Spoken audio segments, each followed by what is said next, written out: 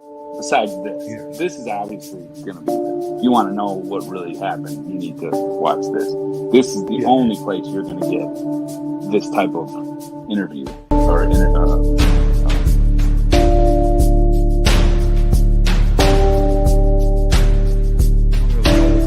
don't really know what this is, but I didn't do it.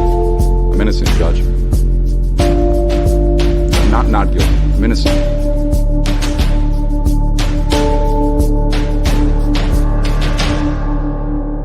We, the jury, being duly impaneled and sworn, find the defendant Matthew L. Moore not guilty of murder as he stands charged in count 1 of the indictment.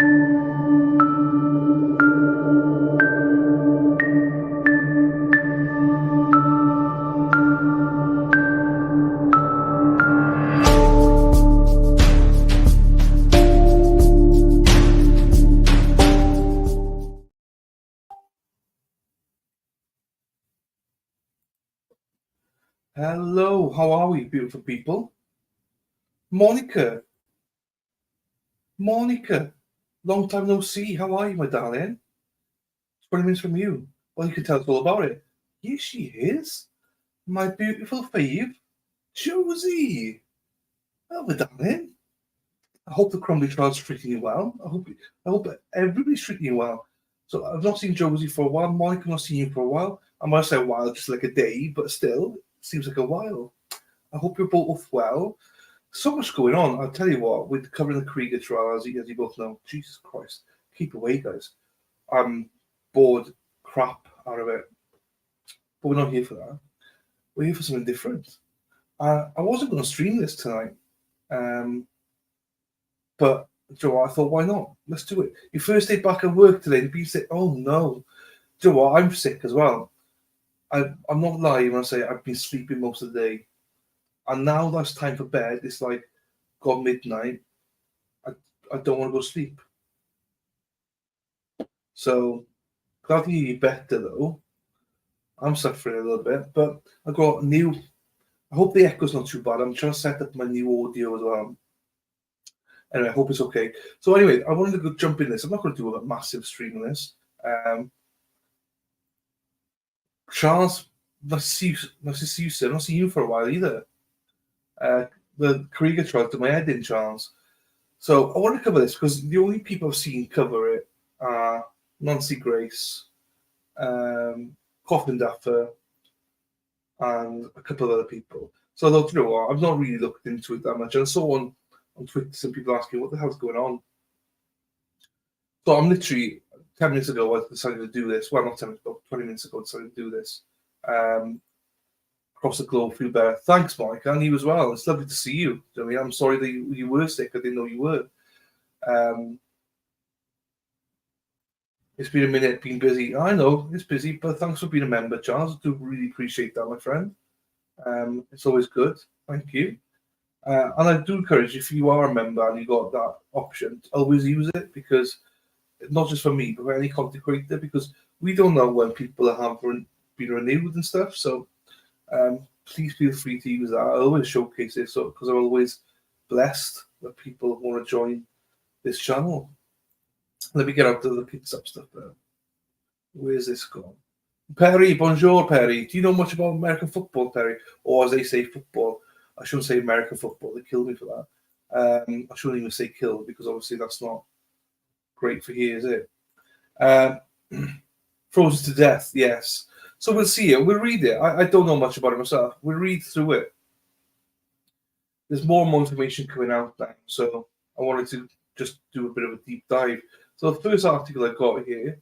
Now, before going to the article, the reason I'm enjoying this is because it's to do with football, something a little bit different.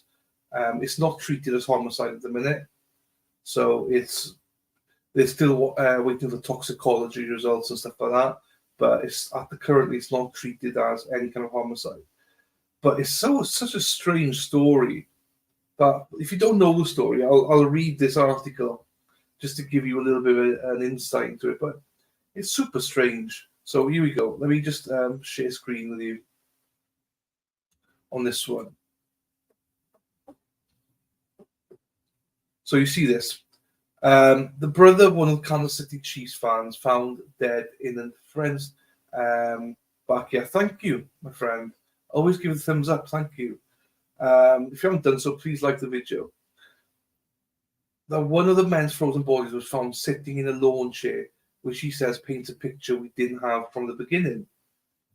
Ricky Johnson, 38, Clayton McKinney, 36, and David Harrington, 37, were all found dead outside their friend Jordan Willis's rental home on January the 9th of this year, 2024, after attending an NFL watch party.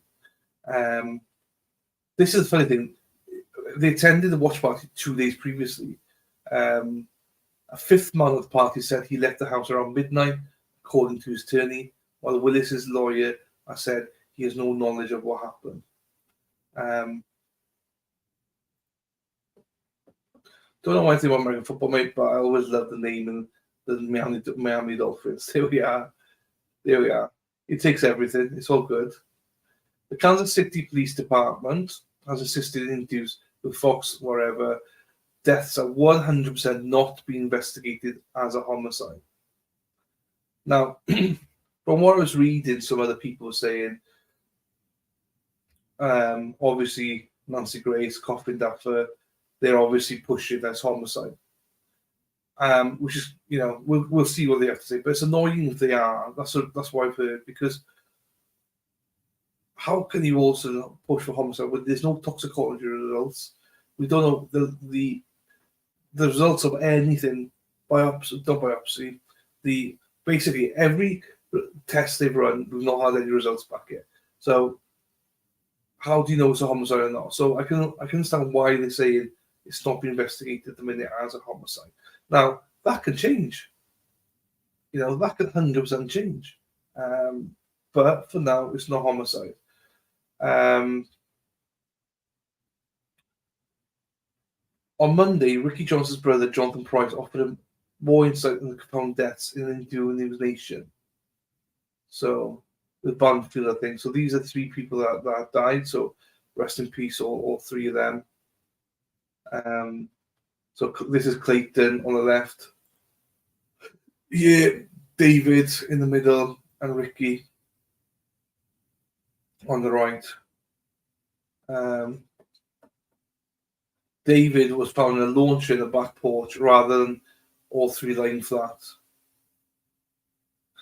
Okay, as a brother, I'm looking at everything. Medical examiners. So he's saying suspicious that he was sat on a lawn chair rather than lying down. Medical examiners have yet to reveal the men's cause of death, with a spokesperson from Frontier Forensics Midwest telling Fox News Digital that the results of the men's toxicology report will take 6 to 8 weeks to process, while the full autopsy reports will be released for another 10 to 12 weeks. It's the same every day, with a lack of answers and the ability to truly mourn without any cause. And I sympathize with that. I do. But, there has to be, the results have to come back as well. So Price said on Monday, I want to be involved more. My mother and Ricky's father want to be involved more, and we're not just getting answers from the investigation. I'm not saying there was or was not a crime, but it was, if you immediately suspect no foul play, then you should have a story. You should have something to tell the families. For no one to hear anything, that doesn't make any sense. Right. You've got to feel for this family. You've got to feel for them. But this is tough. The 3 men were found in Willis' backyard 2 days after watching the Chiefs play the LA Chargers. After days of being able to reach their fiancée or Willis, one of the men's partners broke into Willis' property and called police after finding one of the men dead. So Willis' attorney, John Pierce, told them that his client worked from home, was sleeping for much of the time between escorting the men out of his house and the discovery of the bodies, and had no idea the bodies were on his property until police came in his home at about 9 p.m. on January 9th.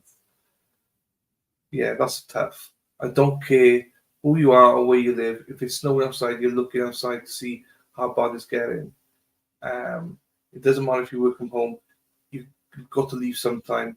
And from his lawyer, we don't know if he left or not. because he started out saying he left the home sporadically throughout the day, and then another one where he was home for 50 hours. Okay. So already there's conflict of testimony or information. So I can imagine that's frustrating for the families when they've been told different things or they've heard different things. This is a problem with misinformation and what's out there.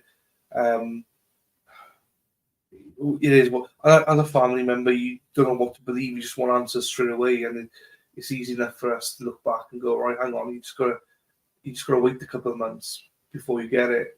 But as a family member, I can imagine that's like not just a couple of months, that's like a couple of years for them.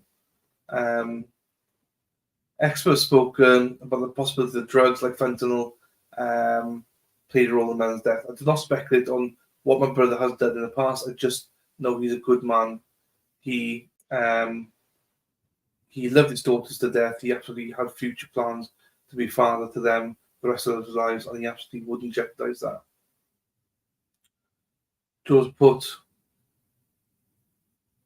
okay, yeah, I've not. We'll get to some stuff now. Yeah, if he was on drugs and hungover, he would have stayed at home and not left. I agree. The only thing that questions that is what the testimony they were saying here about on the first hand. He said that he was going back and forward outside and back in, and then all of a sudden his lawyer said that he was there in the house for 50 hours. So what's the truth of that? I don't know. I'm not going to speculate. We don't know, but 100% what Josie's saying, I agree. If you're hungover and you've been on drugs, even not even drugs, even just on alcohol, I've had hangovers. They're heading toward the 40 years old. You can't handle alcohol as much. Do you know what I mean? So there's sometimes you get blackout drunk, and before you know it, it's like hangover from hell. You're not moving. Do you know what I mean? You're sleeping for like 12 hours. Maybe get up to get some water, maybe something to drink. You left them out. Probably didn't remember leaving them out. What about the he said, she said bullshit? Yeah, I mean, this is why I'm not going into the whole, who knows? This is the house. I'm learning as we go along now. I don't know nothing about this. This is tough because, again, this is where we go. Jennifer Willis's mother, the Harrington's mother, pleads for Willis to come forward with more information. So I read that people were saying, like, I think it was, I don't know, I'm not going to speculate on that, but people saying that he was very quickly, he lawyered up very quickly, so that makes him look dodgy. Why did he lawyer up so quickly? Well, we've learned from I cover Matt Moore every Saturday, and one of Matt's first piece of advice is wherever you do, if anything happens near, to your family, to any friends, wherever, if police want to question you, just lawyer up. Don't wait. Just lawyer up. Don't answer any questions. Lawyer up, and then go through the process. So obviously he's lawyered up, so he's not even a speaker at the minute. I can imagine a mother of the victim is very frustrated. She wants to know more. But obviously, he can no longer say anymore because he's now, he's lawyered up. So Willis is probably just as much as everybody else waiting for the results, and stuff like that. So it's interesting to say that, Perry. Some of the issues I have is him ignoring people knocking on the door and trying to contact him on his phone. Also, he didn't hear any of the victims' phones ringing at any point. So what they're saying was that he had headphones on. He had headphones on and he was sleeping next to a fan. And that's why he couldn't hear anything. Now, when the police came, he obviously got up and he had a glass of wine in his hand and stuff like that. So, it's plausible, that he could sleep there with a fan on, with headphones on. People sleep with headphones on and stuff like that. I maybe it wasn't for 2 days, but we got to remember, right? can't speculate judgment. Yes, no, we can't. We can't. It doesn't mean that he wasn't up because he works from home. So essentially, what I'm saying is he works from home, so there's nothing stopping him from being blackout drunk, working for a few hours. Because people weren't knocking then, do you know what I mean, or anything like that. They didn't start asking questions for 2 days. That's when they start coming around knocking and stuff. So essentially, he could have reasonably got blackout drunk. We've all worked hungover before, where you just do the bare minimum you have to for your work at home, get that out of the way as quickly as possible. Once that's done, then crash. I think that I'm speculating like hell now, but just going back to what you said, I don't think he was asleep for 2 days. From what I'm gathering, he was working as well, because they keep saying that he was working from home. So for me, is it plausible? Again, it's pure speculation. I'm just trying to think of my own hangovers. I used to work from home. You definitely don't want to leave the house, but you get up, you do the bare minimum you have to, just so you can get the day through with, and then you just want to crash, and 100%, you go straight back to sleep with a fan, with water, wherever. So I think it's believable, but I'm not sure if that's what they're saying. So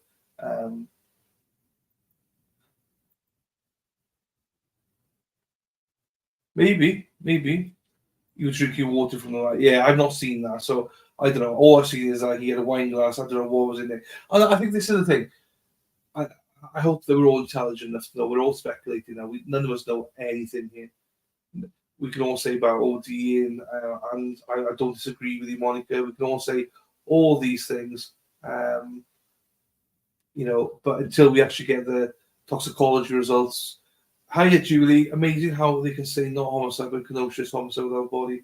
I think what they're saying is it's not homicide yet, Julie, because there's nothing to point towards a homicide yet, because there's no toxicology results and stuff like that. Now, knowing the police like we do, now we've covered Matt Moore and stuff like that, they're never going to come out publicly and say it's a homicide, because as soon as you do that, everyone clams up and doesn't speak.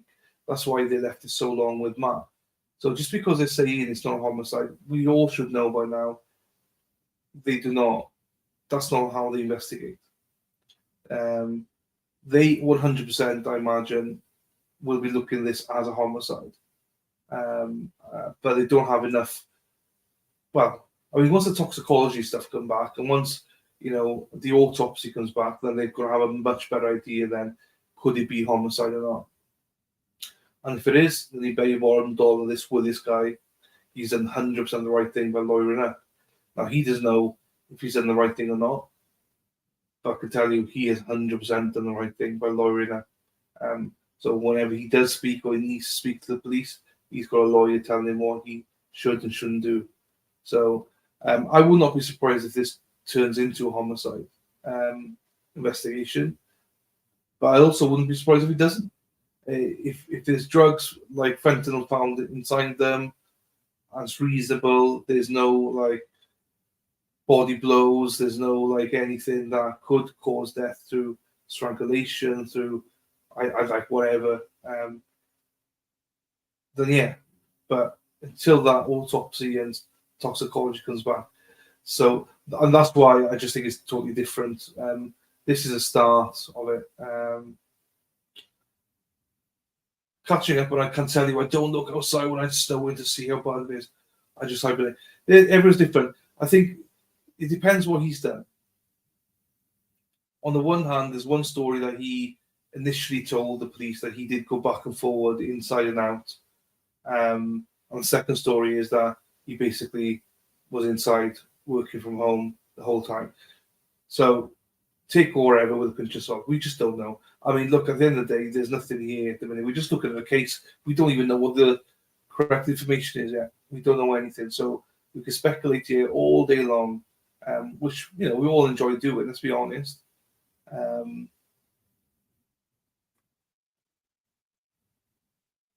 played an active role in the son. So the parents, they believe Willis played an active role in the son's death. Meanwhile, a close source to Willis told that the mad scientist agenda is absolutely ridiculous and Willis is devastated over their deaths. Not only the whole country accused him of murdering his friends without factual details, evidence, or any charges at this time. We also lost 3 close friends. The source who spoke in the petition of the anonymity. Right, he didn't get to say goodbye or to go to the funerals due to the circumstances of the wild speculations and accusations. Yeah, so he's going through hell. So whether he's accused of homicide or not, he's just going through absolute hell. Yeah, if there's drugs found in them, then yeah, absolutely doing absolutely fair. But again, we don't know what's going to be found in them yet. Or if anything will be found, if there's any drugs at all. I mean, look, again, we're speculating. I'd be very surprised if they didn't have any drugs in them. But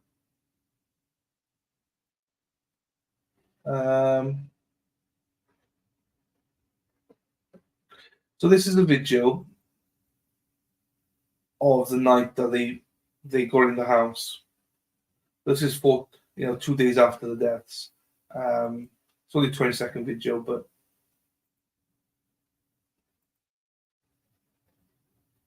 this video I obtained of the moment investigators arrived at John Willis's home. It's about 10 minutes after Clayton McKinney's fiance discovered the 3 men's bodies and called 911. We can't see it, but apparently Jordan Willis is cuffed and detained on his front stoop while police ask him questions. I'm told he was uncuffed, put into a police car and driven away. Later, police could be seen going room to room with flashlights searching for more evidence. So here we go. But bro, what is going on right now? What is going on right now? Dude, domestic violence is crazy. Yo, everybody be nice to one another. Come on now. What is going on? So you can see there's quite a bit of snow outside. Obviously it is front lawn and settled, but that's, for me, that's quite a bit of snow. Well, but I'm from the UK, so what do I know? Right, there's that one. There's a few people now that are speaking. So we'll see what people got. This is Banfield. We'll see what Banfield has to say about this one. Hang on, let me get it.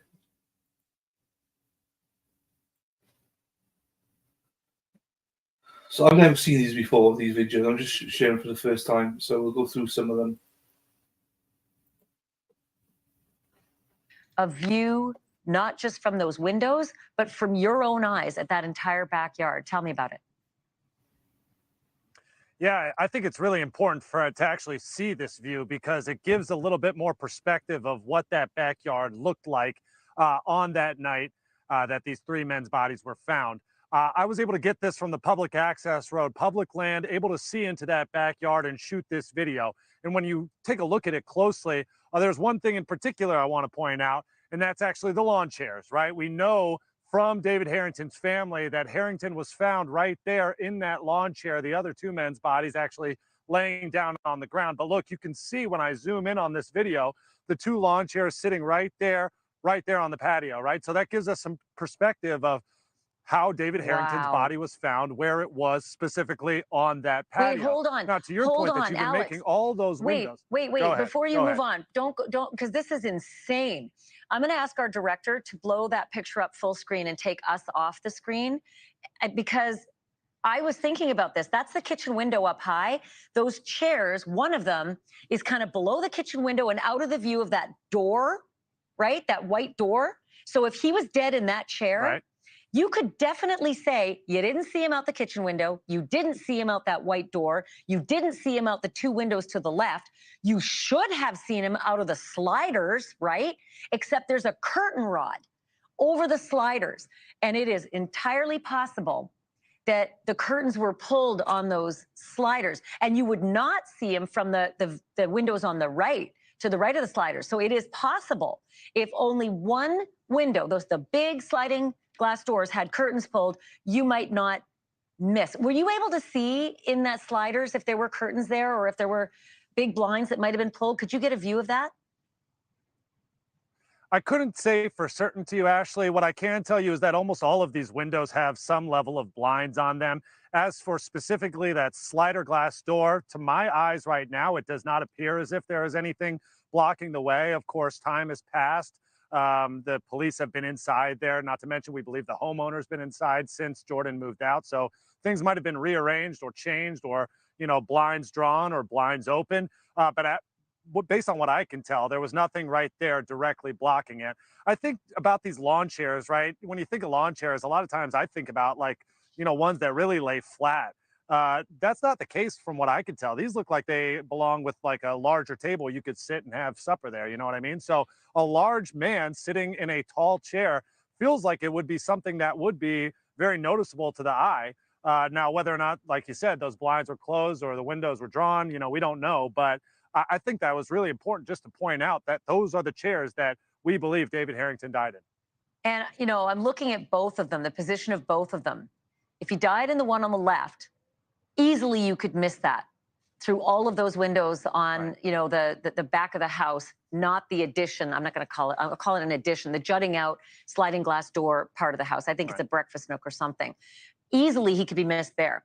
If he was over in the chair that's right, again, can I blow that picture up big for the whole screen? Just to ask our director to take the two of us off, because I just want to get a closer look. Yeah, thank you. So if he's now sitting in the chair that's butted up against the sliders, and the windows have curtains on them, because I did see a curtain rod. I did see a curtain rod when I went through the pictures inside that house. You could miss him there too. I mean, out the kitchen window, you could, it's a little harder to miss him there, right? Because it's not right underneath the window. It's just slightly out. But I'm not getting, like, I'm getting a 1D perspective. Did you get a 3D perspective on that? Yeah, it might be worth another glance to go back there and see. But I see your point, and I see how it might be possible to miss out on somebody that might be sitting there. But to me, this is a large backyard. It's a large patio. It's hard to see in this 2D format, to your point, but really just the thought of 3 people out there, 2 laying on the ground, 1 sitting upright in a chair. It's just really hard for me to believe that it's not, if anybody glanced out there from any of the 6 other windows, right? From upstairs, from downstairs, the kitchen, or the sliding glass in the breakfast nook, as you call it, right? There's so many opportunities for anyone. True. If it snowed over the weekend, aren't you gonna look outside and see how much snow came down? Maybe, but you know, there's just so many opportunities.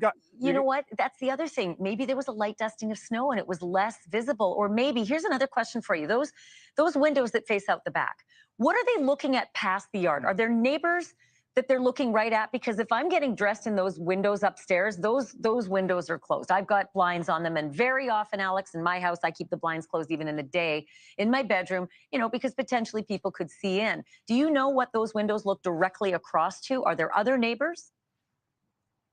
No. So basically, where I'm shooting this video from, you see in the foreground those tall grass. You know, that's right where the road is, and that's where I'm standing on the road. So it is public land, but there's not much of a vantage point from that. You got to kind of get up on your toes in order to see into that backyard. But the point is that there is not much visibility. When you look out from those upper floor windows out, you see the larger road to and from the interstate that leads to downtown Kansas City. A view, not just from those windows, but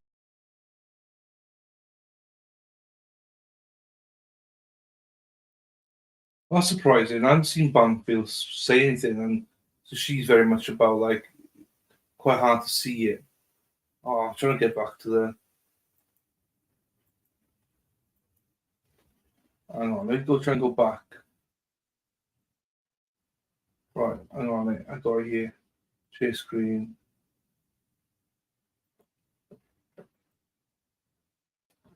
So what Banfield's obviously saying is it's difficult to see. Also, well, the chair's positioned there. Like, there's nothing to say the chair's positioned that way.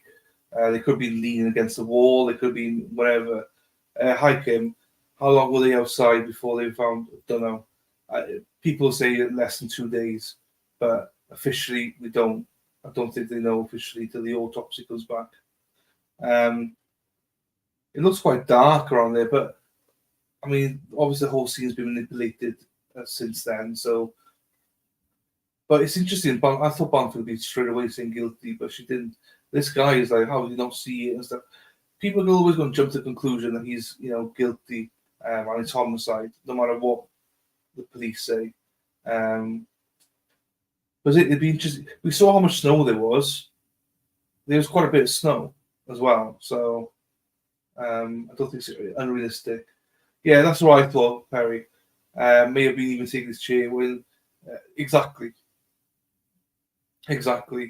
So I get her point, and I actually like her point, because normally News Nation goes straight to the whole, well, I mean, obviously they're guilty, because how can you say they didn't see and stuff like that? So that was quite refreshing, even though the guy was very much like, no way could he not see it, blah, blah, blah. But anyway, it is interesting how 2 were found on the floor, 1 was found. Because if you say that, right, neighbours and stuff like that, if you're saying that he should have seen it, depending what's behind them, neighbours behind, would the neighbours not have seen people there then? As well? I mean, how clear was that for them? Let's get on that one. I go with this. I'm not sure what she's going to say here. This is a short. I'm not playing the whole thing on Nancy Grace, but I'll play this little short. Hang on. If I can find it. Present share screen.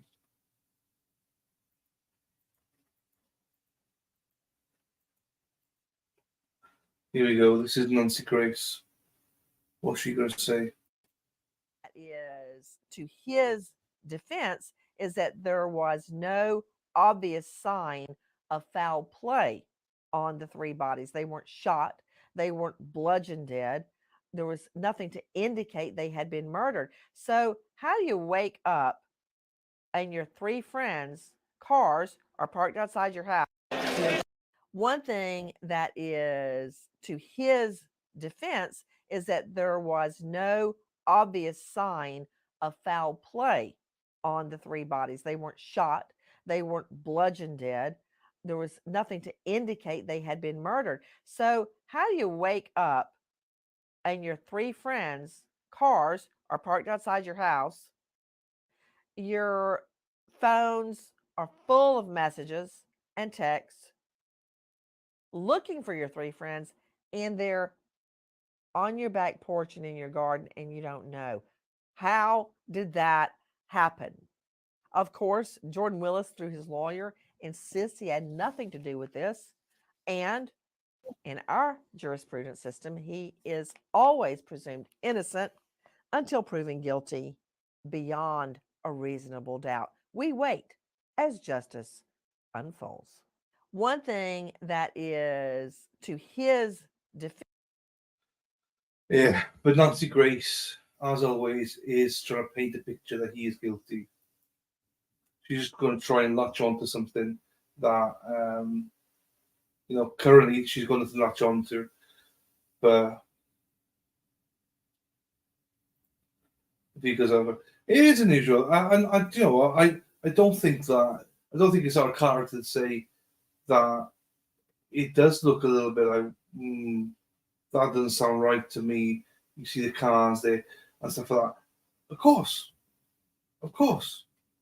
That's human nature for us to think like that. But things happen, man. Do you know what I mean? Things happen.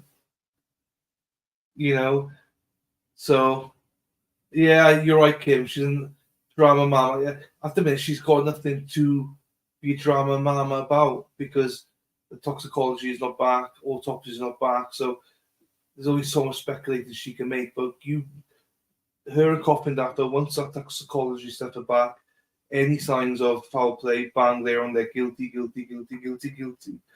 So we'll see. There's another one here with Law and Crime. This is Law and Crime. This came out 2 hours ago, so I thought it'd be nice to watch. It's quarter of an hour.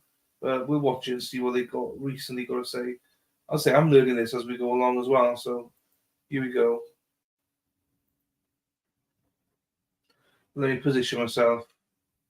I've got to position myself somewhere now because I've got to hide the logo.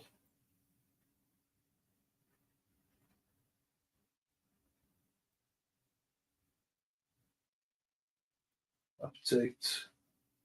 If any of the victims' personal belongings inside the house, particularly their phones. Good question.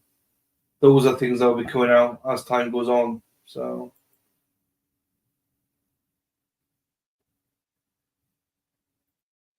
Caused these individuals to have fallen over dead. The Kansas City Chiefs are headed back to the Super Bowl, but three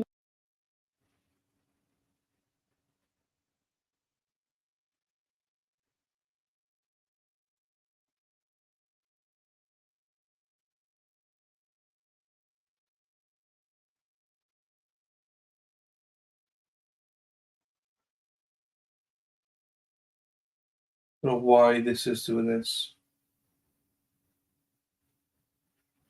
What would it be that would have spontaneously caused these individuals to have fallen over dead? The Kansas City Chiefs are headed back to the Super Oh my days! Right, what's wrong with this now? Why are you doing this? Bowl, but three major fans won't be around to see the big game. Did they freeze to death, or was it something more sinister? Yeah, this case out of Kansas City is arguably one of the more baffling cases that I've come across this year so far, even in 2023 by that standard. Forensic death investigator Joseph Scott Morgan says there's still many unanswered questions in this case. That anything occur within that home that may have led to this? Did they ingest something? Did they smoke something? Was something injected?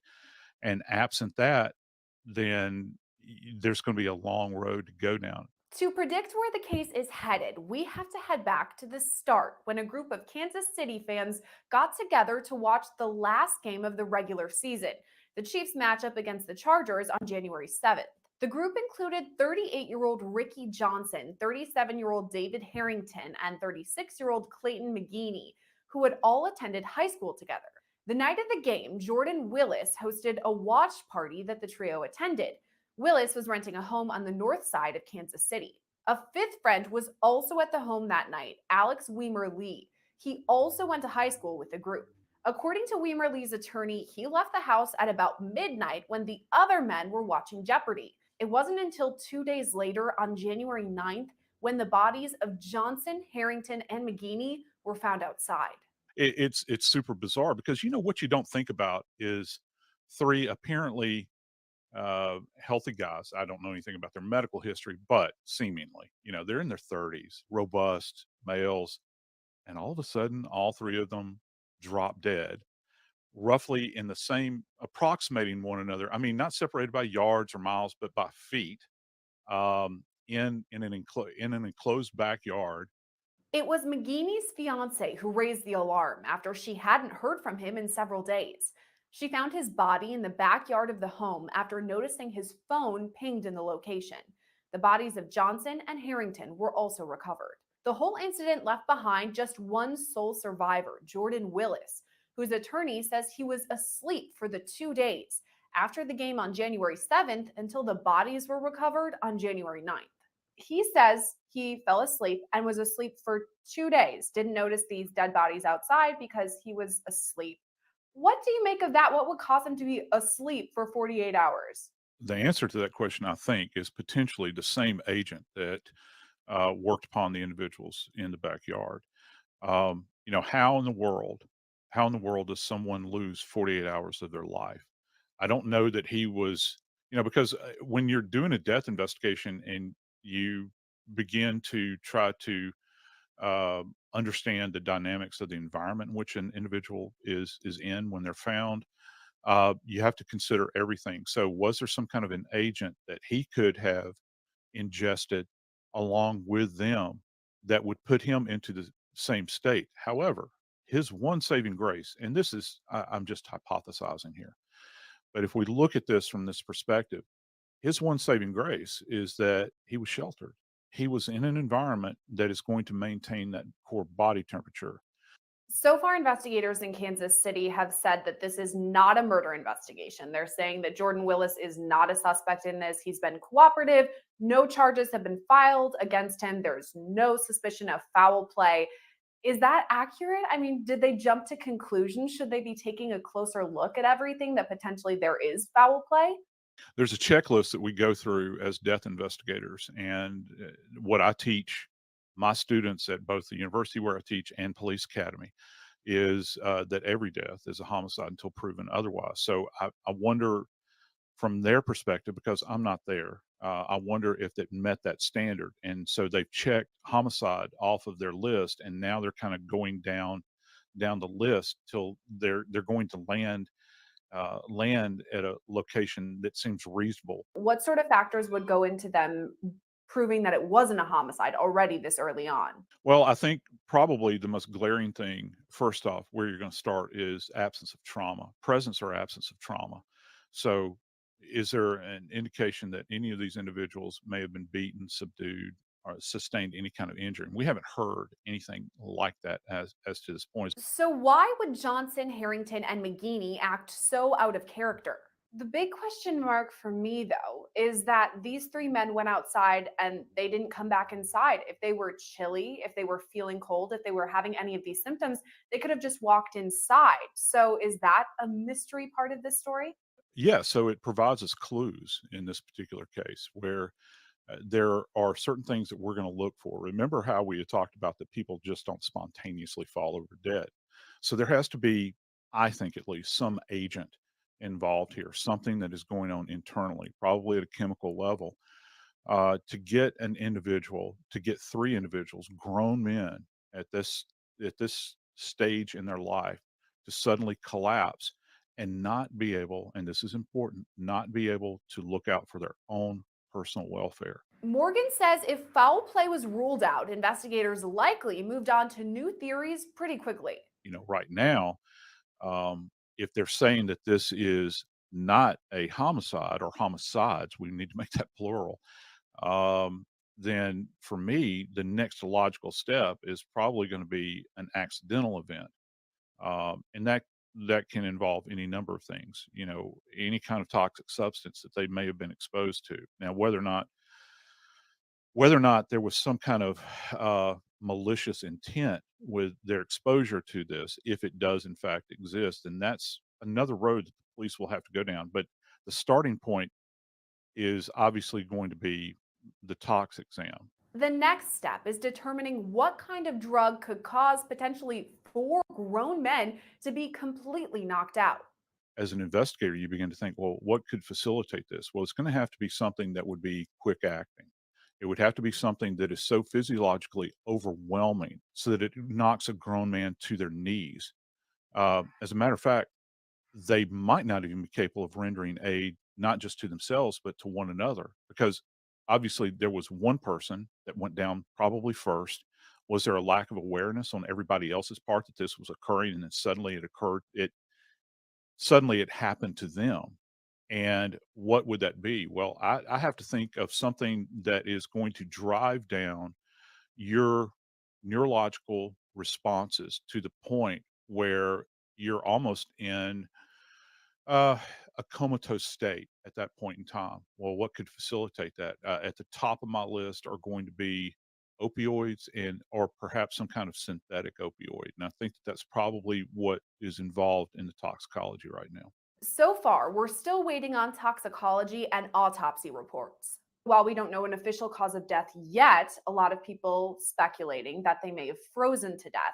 So if we're talking about that physiologically, what happens to your body as you're freezing to death? Well, what's going to happen, and of course, this is all environmentally dependent. It's heavily dependent also on the clothing. You know, are you layered up? You know, we always hear that. You know, when they talk about dealing with the cold, you need to layer and that sort of thing. If these individuals were out there in this environment and they didn't have the appropriate clothing on, first off, that's going to speed this process up.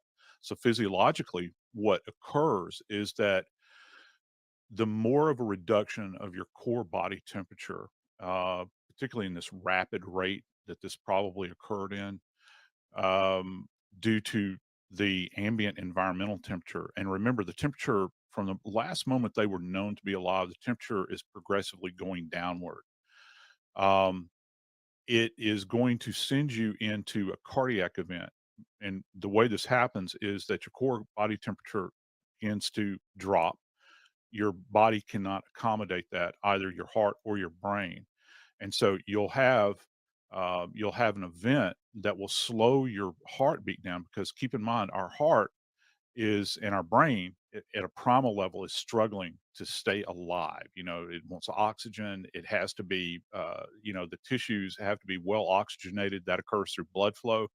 And then as the heart begins to slow as a result of this external temperature that's decreasing, as well as core body temperature, it's going to send them into a fatal event. And that's what probably happened in this case.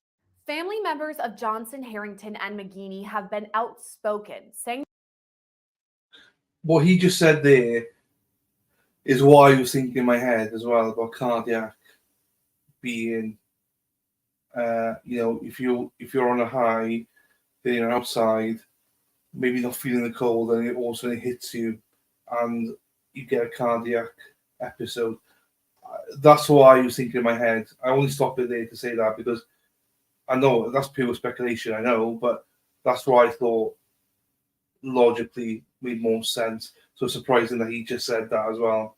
That's what I was thinking as well. the men were not drug users and would not have willingly stayed outside long enough to freeze to death. Instead, they're pointing the finger at Willis. As to Mr. Willis, here's one of the problems we're going to encounter if we're trying to correlate the happenings in the backyard with this 48-hour gap for him. If he had the same agent on board, and remember, the police came to the door 48 hours later, one report said that he was dressed in boxers and he was holding an empty wine glass, I think, at that point in time. Did they take him in for an exam? Because we're going to be absent that piece of data. We don't know if they did a blood draw on him. We don't know if he was physically assessed by a medical professional. I think that could help, but I don't know if that necessarily occurred. Even if EMTs came out to the scene and you know, examined him, it doesn't sound like that happened, though, because they began to question him at that point in time. So it'd be good to have his data if that could be correlated. Morgan says the rental house and scene of the men's deaths could hold key information into the investigation. One thing from me, from a forensic standpoint, that is going to be absolutely positively critical in this case is that any containers, drinking vessels, anything that they found adjacent to those remains in the backyard, those should have been collected and those should have been analyzed. And also anything contained within the home.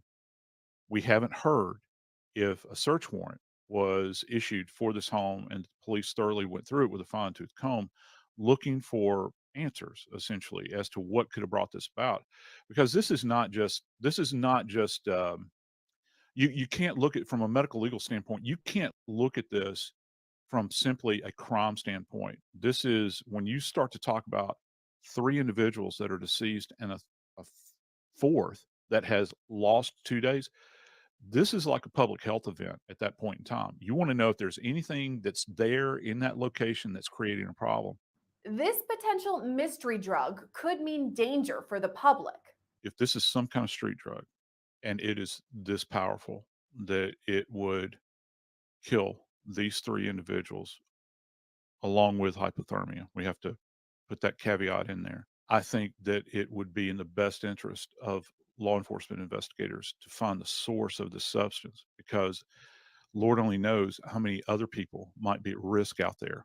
Because if it'll take out 3 people and potentially have another one lose consciousness for 48 hours or more. This is something that's out there that's rather dangerous. So they need to track down whatever this is, if there is this mysterious substance out there, and deal with that subject and that substance as expeditiously as possible, because other lives could be at risk. And there's still the question of how the men potentially access this drug. You have to ask yourself this question: did anything occur within that home that may have led to this? Did they ingest something? Did they smoke something? Was something injected? And absent that, then there's going to be a long road to go down. They have to find something from a toxicological standpoint to explain this. And look, people can be, and this is the way it. Let's just take a stab at this and say that, all right, people are saying this is a homicide. Well, how do you get this substance into somebody's body, whatever it is, this mysterious substance, in order to bring about their death? Well, you would have to have access to either their drinks, you would have to inject them with something, you would have to offer them something to smoke that might contain this agent. Was there an opportunity to do that, and who was involved in it? So I think that's the big ask right there. While investigators are working behind the scenes, Morgan says it makes sense they haven't yet spoken out publicly. As a matter of fact, medical examiners have been kind of mute at this point in time, as well they should be. I don't blame them. They need to be quiet during this period of time, because the police are working this investigation from their angle. The ME is working it from their angle. And so when you begin to kind of go down this checklist, after you've passed all of those little points along continuum for homicide investigation, then you begin to think about, well, what could define this as an accident? What would it be that would have spontaneously caused these individuals to have fallen over dead? Morgan says a place like Kansas City probably has a backlog of testing to do, meaning it could be weeks until autopsy or toxicology reports are released publicly. Reporting for Law and Crime, I'm Sierra Gillespie.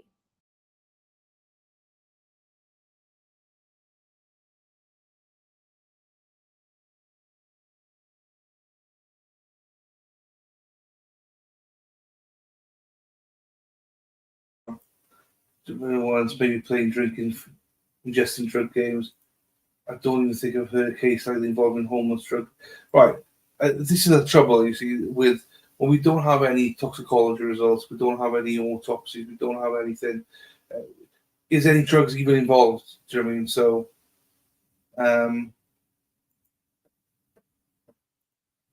get back up here. This is a scary thing. Well, I mean, we're all speculating anyway, so that's fair game for us, because we don't know anything. I think it's more likely that Kimmy mentioned about the drinking. How likely is it? And I'm leaning towards this way, that you just got drunk. You're drinking. You don't know what the temperature is outside, because you're just getting absolutely hammered. They weren't homeless. They weren't homeless.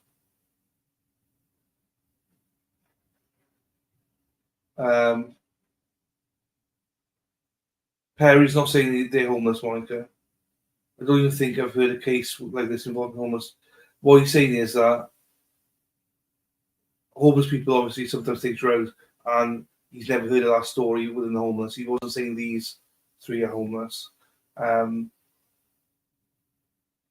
So I don't even know if the family are very adamant there was no drugs involved, because they're not people take drugs. Fine, okay, fine.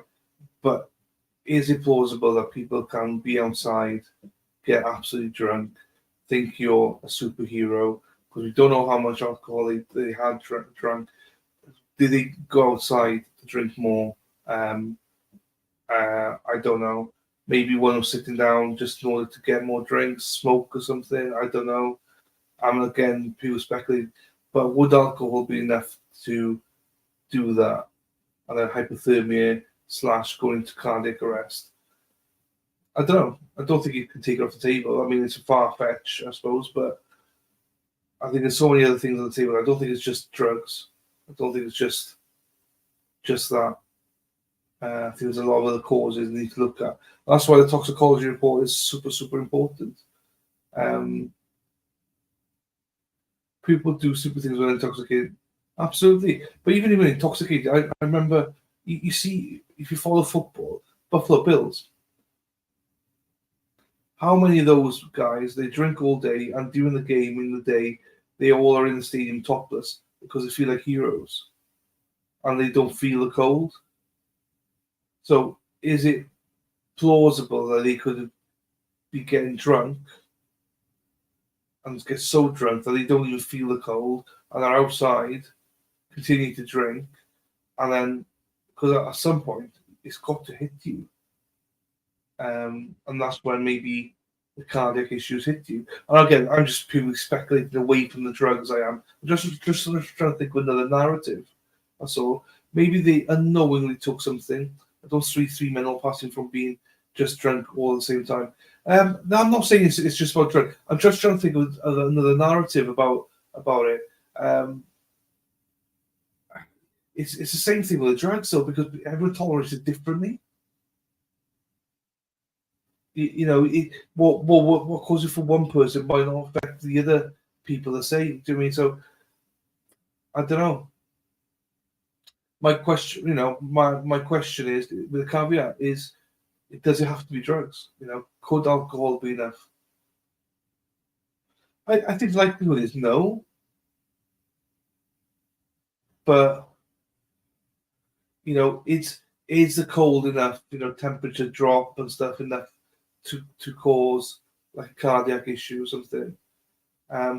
They must have all ingested something, go outside, bad trip, pass out, cardiac arrest would happen. Yeah, I don't know. Yeah, that's plausible. It is plausible. Without doubt, it's plausible. I'm just trying to think of other ways that don't involve drugs. I'm just trying to not quash, but understand what the family are saying about. They just don't. I mean, obviously, families don't know everything about everybody, So they're just adamant they would never ever touch it. Alcohol could cause that if you pass. Yeah, and that's what I was looking at. Could it cause it? Likelihood of it causing it? Maybe not, but it's an option. I'm just trying to think. There's like, so people are jumping on the homicide element. They're going, oh, it must be homicide. There's no way, they could be out there. But well, yes, they can, because as we said, drugs could have caused it. Maybe something like alcohol could have caused it. There was nothing on them. So until we know the autopsy results and see what comes back for cardiac and stuff like that, what levels of alcohol they were adding their body, was there any drugs in the body and stuff like that. But it's interesting what he did also say about did they test him, the defendant, or presumed defendant now?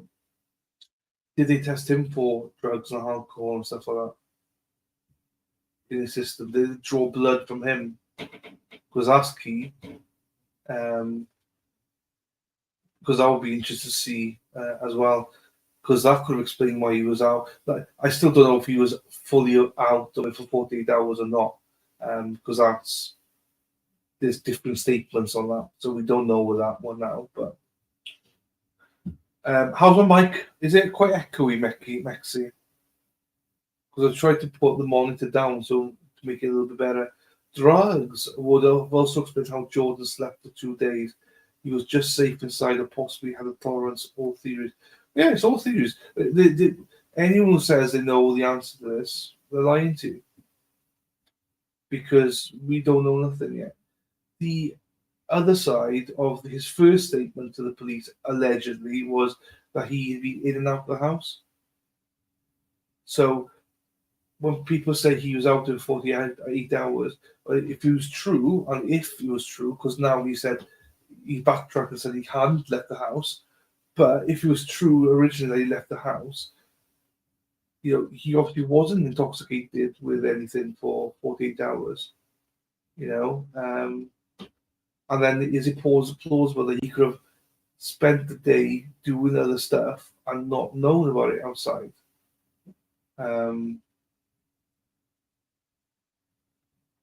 I still think that's plausible as well. But I think you've got a hangover, you know, looking for stuff. You know, I'm sitting there looking around for my friends' cars and stuff like that. It's like, each to their own. Bloody hell. Okay, I just want to get back to bed. All three take a deadly dose or something at the same time, though. It's just odd, yeah. Maybe it wasn't deadly until they called themselves outside. Yeah, we should. Yeah, again, we're. It's allegedly. It's all speculation. And as a child, we don't speculate too much here. Mexio said how my mic is doing. How was my mic? Is it better than earlier on? Got this for karaoke.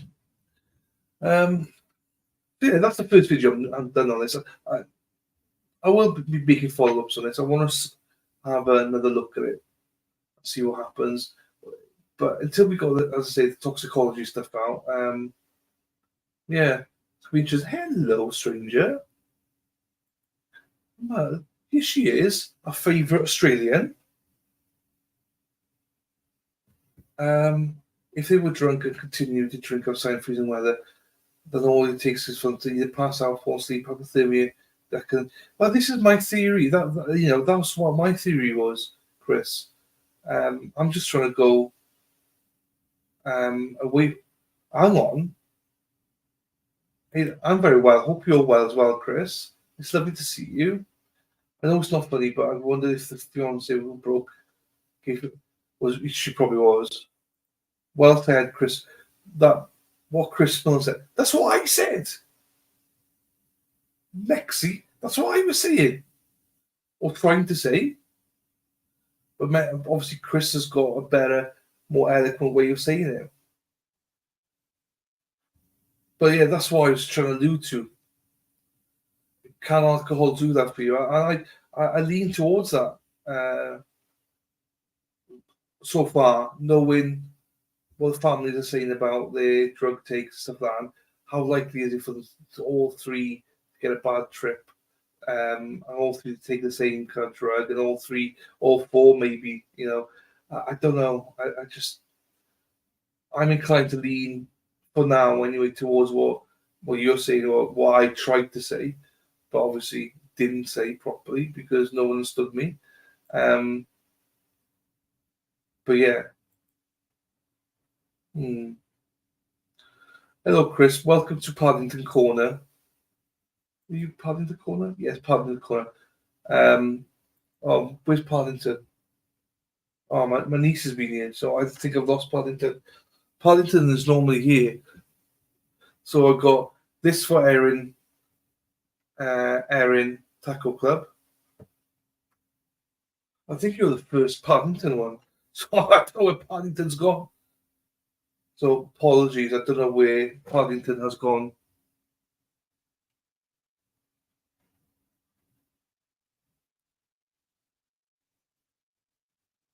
No, what it was, Chris, I cancelled your membership. Not personally yours, I cancelled everyone's. Because you were paying like something like in American terms about $6 a month. So I lessened it. So I made 2 new member clubs. One Paddington, which just gives you like access to all the members only stuff, and then you got the Erin Hack one, then the Erin Taco one, then which gives you access to Discord and stuff like that as well. So yeah, so I got rid of the Blue Wench one, adding Paddington in, just because some people can't afford membership, so I wanted to put Paddington in essentially for that. So yeah, you got access now, Paddington, to all my members only content. So yeah. I need to find Paddington because normally when people register, I go, "Hey, welcome to Erin Taco Club and welcome to Paddington Club," but I can't find Paddington, so I need to fix that by tomorrow. Okay, cool. Yeah. Oh, who's Mum? Hi, Mum. Hello. Hi, Monica. What's Mum? Who's your mum? Where's Sarah-P? Sarah-P is busy. Sarah-P is busy. She and at this time of night she wouldn't be on stream anyway. because she always covers certain hours because of work, and then she goes home to the family then, and sometimes she travels home and does dinner and stuff like that. It gets on for her. But in actual fact, she messaged me today. She's just super busy with work at the minute. So yeah, which is understandable. Do you know what I mean? We miss Sarah, miss everybody, miss the mods when they're not here. Okay, you're supposed to say hi, Monica, not Mum. I was going to say, I don't know who your mother is here, so but yeah, don't know what else to say. So yeah, I'm leaning towards knowing what I've read so far and pure speculation. I just don't look at me. I'll be absolutely wrong on this, but I just don't think drugs is the only answer. And if all four did the same drugs, then I don't know. I'm finding a stretch. I do think you could be in that condition with hangover, with alcohol.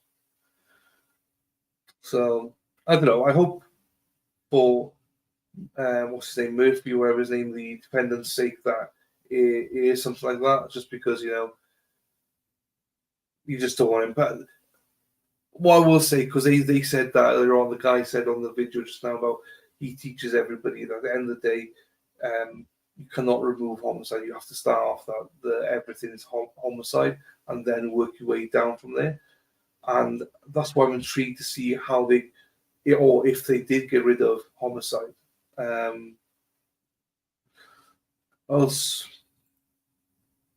it also comes to the same thing at the same time. I think it's more of a case of they could have fallen asleep. Is how I justify it. They could have fallen asleep. One could have fallen asleep, the others are laughing, but once one falls asleep, you start to get a little bit groggy yourself. Next thing, you all fall asleep, and then also the temperature plummets so much that your body takes over. So I think it's doable. Also, the guy said I was drunk, he may have passed out and then not remembered later on about his friends outside. In that way, that I would not go back outside either. No, yeah, I've said the same, Chris. I've said the same. I agree with you. Totally agree with what you just said there, 100%. Yeah, it's interesting. I'm sure if they took something to the guy, would have said something.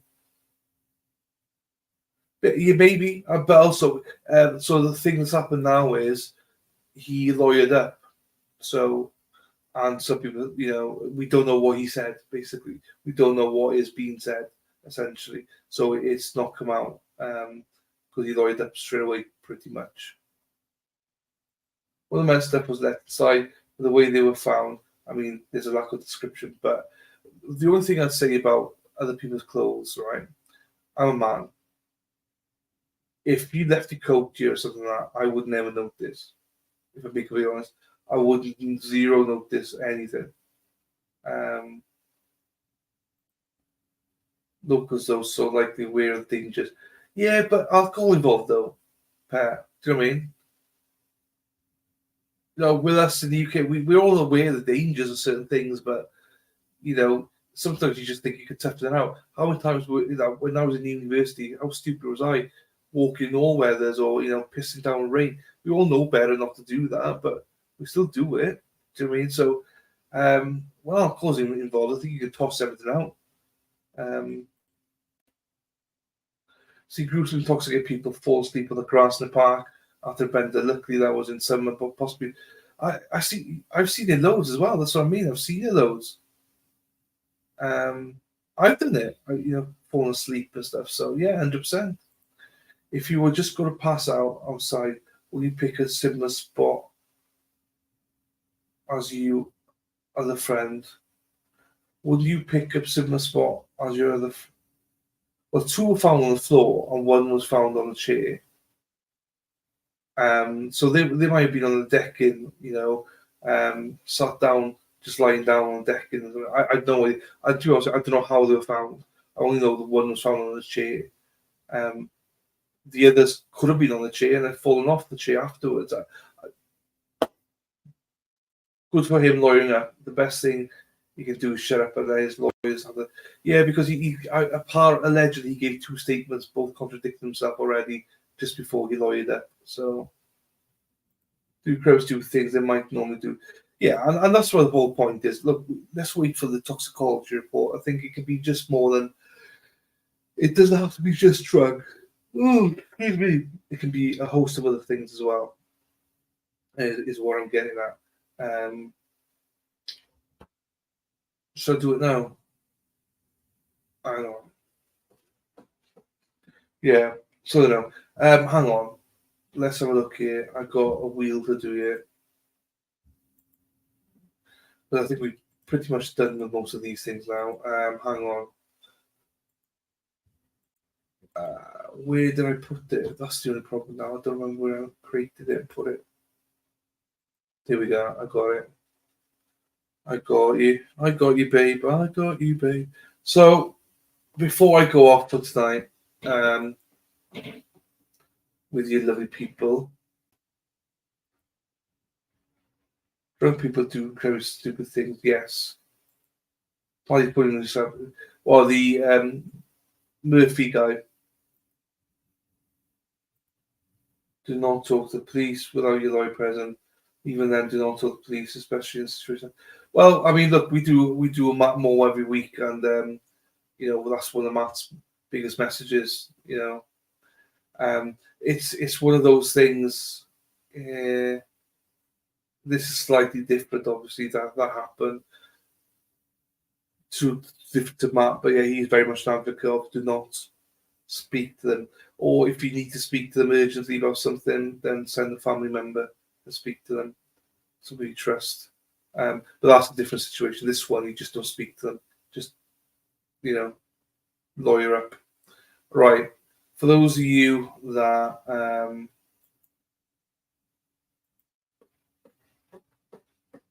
might as well do this today, might as well just do it now, because most of you are members anyway.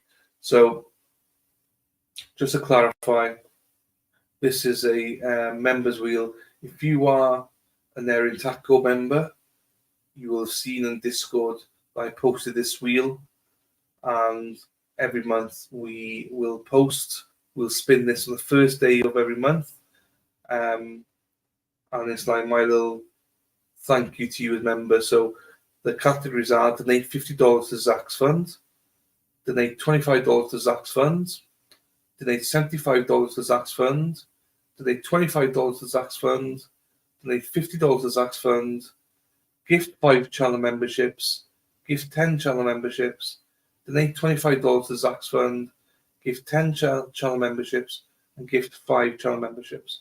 So the idea is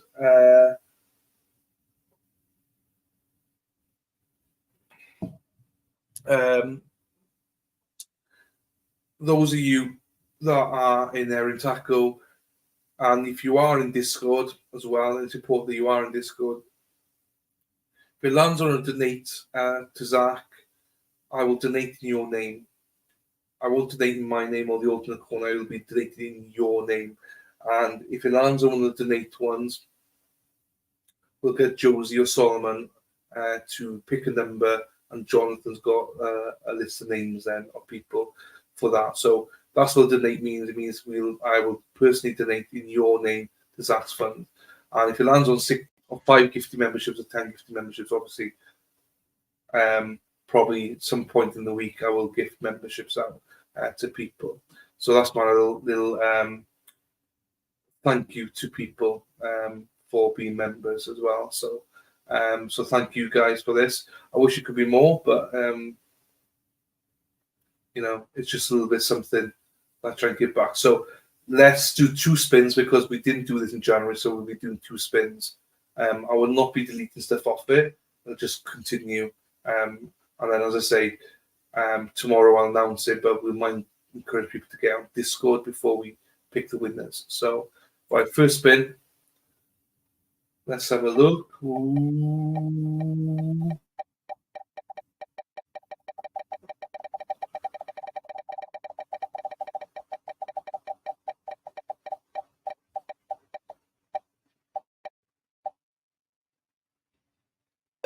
Okay, so I've got to give 10 channel memberships then. Fine. I'm not going to do it tonight because there's not even 10 people here. So I will be doing it at some point when you least expect it. And then the next one then. So that was for January. This one's for February. So just get him off the way. Bill's loving it. I'm not loving it. No, but it's something for a good cause. Look, I'll explain to you now in a second. Fuck me, 15. Okay, fine. Look, I'm not really, fine.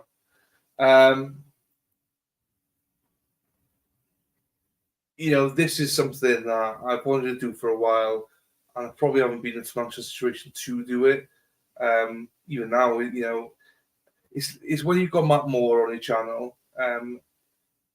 It's hard to describe until you see the guy. You speak to him. I speak to him offline, online.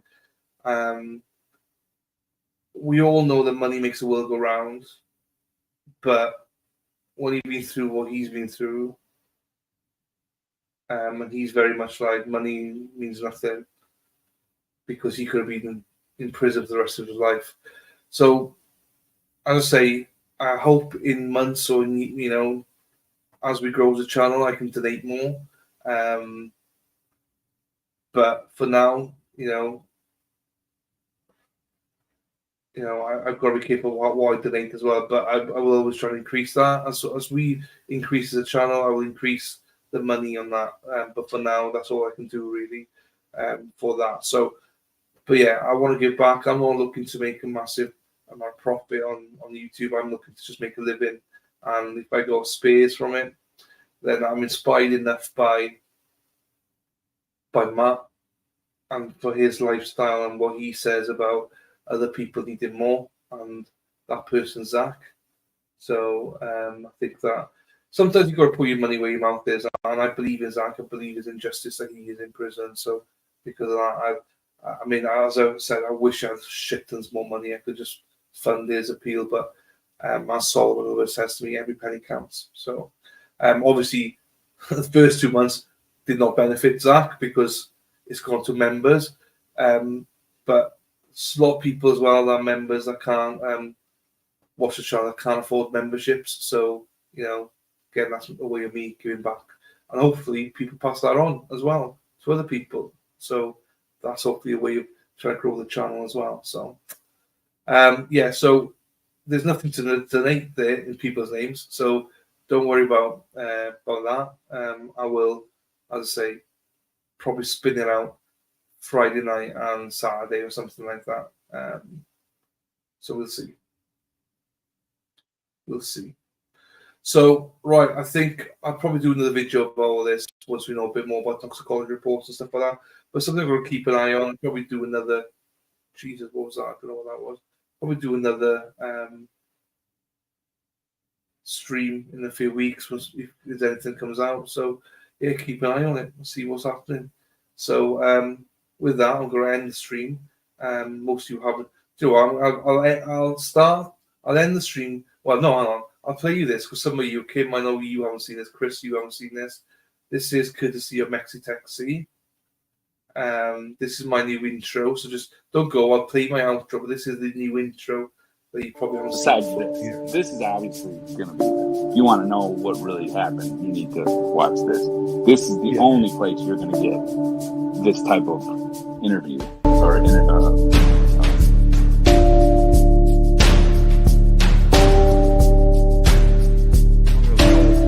don't really know what this is, but I didn't do it.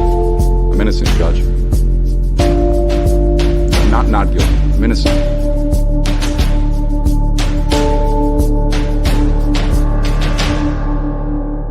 We, the jury, being duly impaneled and sworn, find the defendant Matthew L. Moore not guilty of murder as he stands charged in count 1 of the indictment.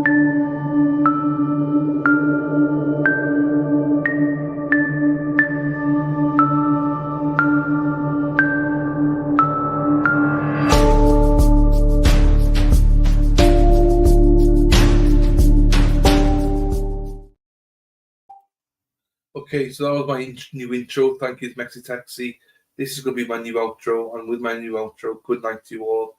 I still try to finish off with the free Zachary Anderson. Thank you, everyone. It's 1:30 in the morning here. I need to get my beauty sleep. Well, I need to try and sleep anyway. So shout to the Mexi for these. Shout to free Zachary Anderson. Shout to you all for your support. And yeah, we'll be ending the stream there. And this is the outro. Take care, guys. Love you all. Ta-ra. Thanks.